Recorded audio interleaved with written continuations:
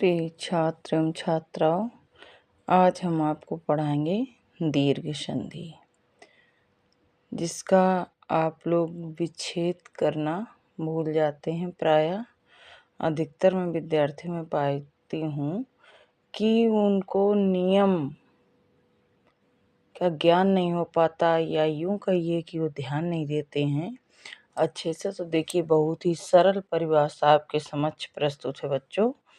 देखिएगा, जब आ ई उ री के बाद ठीक यही स्वर आए तो उनके स्थान पर दीर्घ हो जाता है। जब आ ई उ री के बाद ठीक यही स्वर आए तो उनके स्थान पर दीर्घ हो जाता है। अब आ का उदाहरण देखिएगा बच्चों।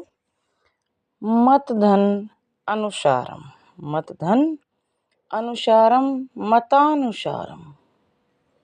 रत्नधन आकरा रत्नाकरा। विद्याधन अर्थी विद्यार्थी, विद्याधन अर्थी विद्यार्थी। विद्याधन आलया विद्यालया। दोनों ओर आप देख रहे हैं कि धन से पूर्व यानी प्लस जिसे आप बोलते हैं, तो प्लस से पूर्व क्या है? आ। कोई भी व्यंजन वर्ण बिना स्वर के नहीं होता है, ये आप सभी अच्छी तरह जानते हैं। और प्लस से बाद में आ, ये आपको स्वर के रूप में दिख रहा है, और ये आ जो ता है इसके अंदर समाविष्ट है कहिए, या इसमें पाया जा रहा है, ये आप कहिए। क्योंकि कोई भी व्यंजन वर्ण बिना स्वर के नहीं होता, ये आप सभी अच्छे से जानते हैं। तो ये दोनों ओर आ मिलकर बड़ा, ये ता में आपके आ की मात्रा लगी हुई है, तो ये बड़ा यानी दीर्घ बन गया है। इसी तरह रत्न धन आकरा, रत्न में ना में आ पाया जा रहा छोटा, और आकरा में बड़ा है, दोनों मिलकर बड़ा हो गए यानी कि दीर्घ। ठीक वही स्थिति विद्या धनार्थी की भी है, पहले बड़ा बाद में छोटा, दोनों मिलकर बड़ा।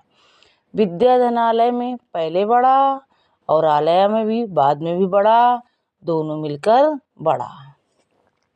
यानी आपको नियम ये ध्यान रखना है बच्चों कि चाहे छोटा धन से पहले हो चाहे बड़ा, चाहे छोटा धन से बाद में हो प्लस से बाद में, और चाहे बड़ा, दोनों स्थितियों में जब समान स्वर पाएंगे तो संधि बनकर दीर्घ स्वर में ही तैयार होगी। ओके बच्चों, अब हम आते हैं ई का उदाहरण। गिरिधन इंद्रा गिरींद्रा। सतीधन ईसा सतीसा। नदीधन मही महीधन ईसा महिषा। नदी धनीषा नदीशा। आपके समक्ष ये भी उदाहरण है बच्चों। गिरी रा में छोटी की मात्रा, इंद्र में छोटी गिरींद्रा। सती बड़ी प्लस बड़ी सतीसा। मही बड़ी प्लस बड़ी महिषा। नदी बड़ी प्लस बड़ी नदीशा। यानी ध्यान हमें देना है कि प्लस के पहले और प्लस के बाद दोनों समान स्वरों की समानता हो। जब स्वरों की समानता होगी तब आपका शब्द जो है वो दीर्घ रूप में ही बनकर तैयार होगा, और आप जब पहचानने लगेंगे तो आपको ये बहुत इजी हो जाएगा। आगे आइएगा बच्चों, ऊ का उदाहरण। विधुधन उदया। क्या हुआ? विधुदया। छोटा ऊ प्लस छोटा ऊ बराबर बड़ा ऊ। वधू धन उत्सव, पहले बड़ा ऊ फिर छोटा ऊ, लेकिन दोनों बनकर क्या तैयार हुआ? बड़ा ऊ दीर्घ ऊ, जिसे हम कहते हैं वधूत्सव। साधु धन उवाच साधु उवाच दीर्घ ऊ। भू धन ऊर्ध्व, दोनों ओर दीर्घ ऊ, जैसे बड़ा ऊ जानते हैं मानते हैं आप, भूर्ध्व। अब री का उदाहरण, इसमें कम शब्द आपके पाए जाते हैं।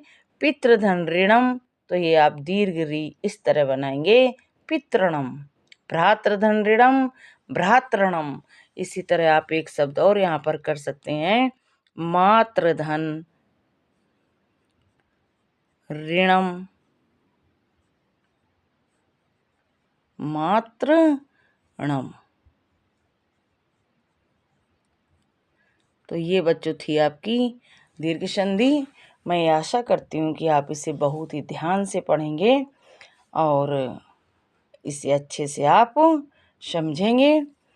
अब आज इतना ही, आगे फिर अगले वीडियो में।